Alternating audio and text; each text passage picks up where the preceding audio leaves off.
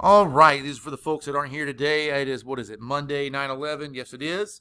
And so this is what it'll be listed under for us on YouTube. So again, we've already talked about the sun, right? I don't think there's anybody that's in the class now that wasn't here. So we know that the sun is the main source of energy in the ecosystem. You might want to remember that because it is going to be something that you can put into your mini project that we're going to do in class today. Give me a thumbs up if you've ever worked inside of Google Jamboards. A couple people say they've done Google Jamboards. Most of us have not. That's fine. If you haven't, we'll learn how to do it today. I did not put the sun on my example in the Jamboard. Some of my girls in the first class decided to go and add the sun. Of course, the second class copied that. And that's fine. You can add the sun as part of the food chain. Food chains aren't going to function without the sun because the sun is the main source of energy. It's what gives plants the energy to grow. So it's okay to put the sun in there. Do be careful, though, because people put the sun in there, and then they said that grass was the first level consumer. And I said, time out, what does consumer mean? They said, it means to eat. So you're telling me that grass eats? And they were like, yeah. I don't know what grass you have at your house, but the grass at my house does not eat. It makes its own food with photosynthesis. And they were like, oh my goodness. And they went back and they fixed everything. Food chains and food pyramids we started last week. And we all know that grass is the producer in this specific food chain that you see here. And the first thing to eat, the primary consumer, would be the grasshopper. So we said that grass, this little arrow means gives energy to the grasshopper. Then the grasshopper gives energy to the bluebird. The bluebird gives energy to the snake. And then the snake gives energy to the owl. That is our simple food chain that we see on this. Should any of these animals die or poop, we know that decomposers are going to break that down and turn it back into good nutrients in the soil. And they're going to start that cycle all over again because then plants will grow out of the good soil. And here we are back into that cycle again of a food chain and even food pyramids.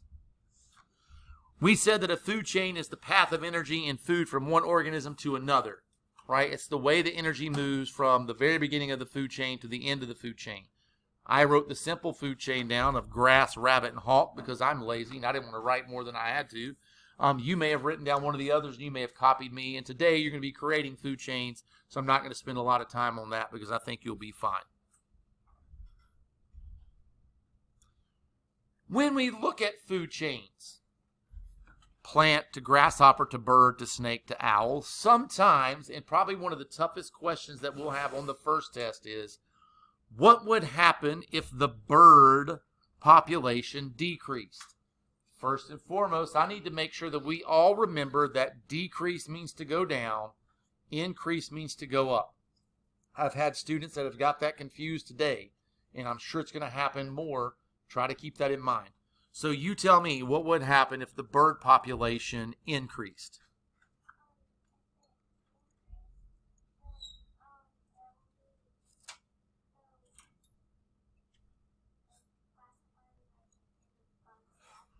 She says if the bird population increases, the grasshopper population is going to decrease. That is correct, which would have another chain effect of our plants would increase because there's less grasshoppers eating them. Snakes would probably end up moving in as well, right, to eat more of the birds, and it would hopefully fix that food chain to where it was back to its normal thing and that we weren't exceeding carrying capacity by any means. Skip over.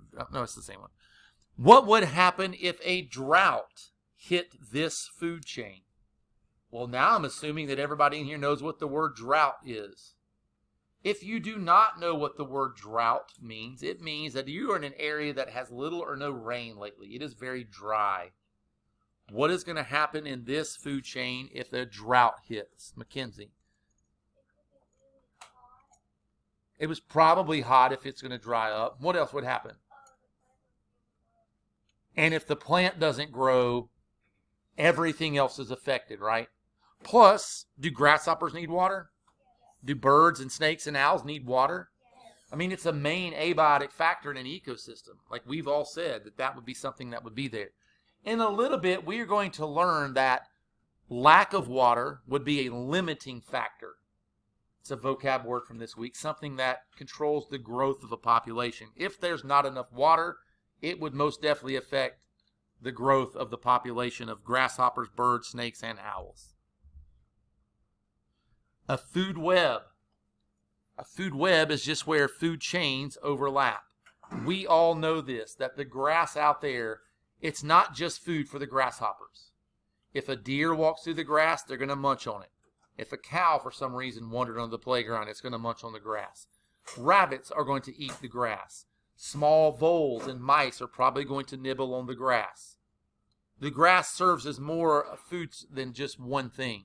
And then you can see here, if this little vole eats the grass, it's eaten by the fox and it's eaten by the owl. So it has two things that are trying to be predators to it. So food webs are just overlapping food chains. I think we did a good job of that. Here is our food or our energy pyramid. And the definition is it shows the amount of energy that is available to pass from one level of the food chain or one level of the food chain to the next. Now let me ask you this. Looking at this pyramid, what's the biggest part of the pyramid, the top or the bottom? It's a very easy question. The bottom of the pyramid is the biggest. That's where you're going to have what you have most of. If we went outside right now, do we have more plants or do we have more animals? Plants. Did you see any animals outside today when we were playing at the playground? Did you see trees and grass and bushes? Of course. There's way more plants. Now, just above the plants are the first thing that eats, and that's called either the first level consumers or the primary consumers. And they get their energy from the producers. Many times these are herbivores.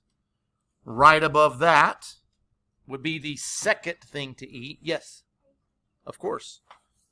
And those are called secondary consumers. And I went ahead and wrote this out on the board here. Producers at the bottom. You have the first thing that eats, your first level consumers. Your second thing that eats, secondary consumers. So far is fine. Third level consumers and fourth level consumers. Now, what you might notice is those very difficult words in there like primary, secondary, even harder, tertiary, and quaternary. Friends, I don't know that these are going to show up a lot. Not the primary, secondary, tertiary, and quaternary, especially these two.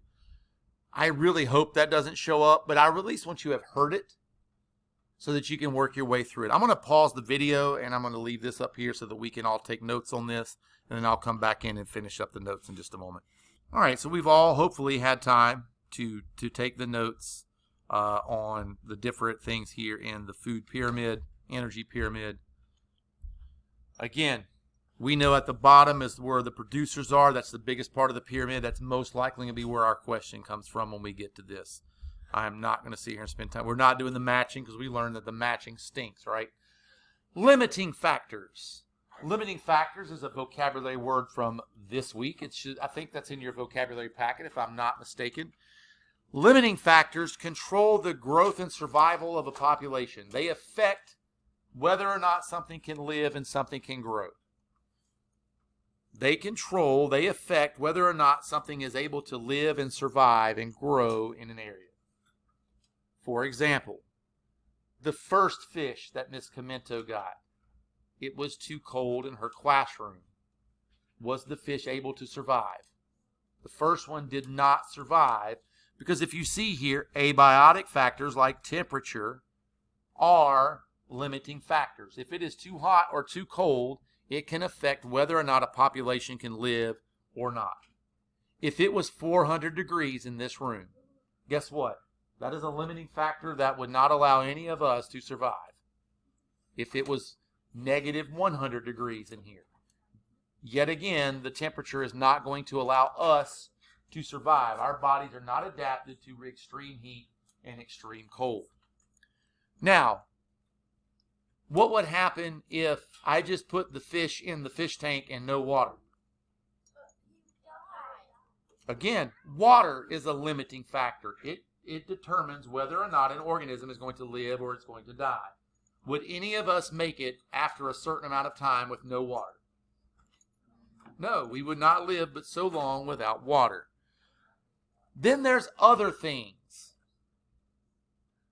What if we were in here and let's just say Miss Wojcik decided she was going to add 6 grizzly bears to the classroom that haven't been fed in ever. Are we all going to be able to survive? No. Some of us are not going to make it. Some of us are not going to make it. Some of us are going to be out of here even faster than others because I may or may not spray Penelope with bacon-scented cologne. I don't know. It just depends. Joking. I would never do that. But right, can you see how the introduction of predators could change how easy it is for you to survive?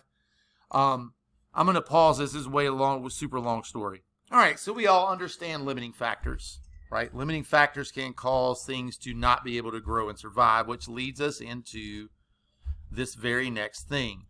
Sometimes, because of limiting factors, animals are going to hit some marks that we are not extremely happy to see. The first one of those is called threatened species. If you are a threatened species, you are in danger of becoming endangered. In danger of becoming endangered. So again, we went from threatened, in danger, becoming endangered. Endangered, you're in danger of being extinct, and extinct means the species has completely died out. There are no more. Now, I know there was one species of rhino that there's one male left. That's it. There's no females, no other males. There's a male. That's virtually extinct, right? They're not going to have any more. When that one dies, that's it too. So again, extinct is the species has completely died out. That brings us to the end of the video that I'm going to make in here. I will have to explain to whoever happens to be at home how to do the project, when to do the project when they get back. I'm not going to try to do that. I ain't going to bother trying to do that in a video. I think that would be a nightmare for them and me, because I'm certain they'd be trying to call me up. So we can get them caught up when they get back. So I guess for them, they need to smash the like button and subscribe. You can tell them goodbye.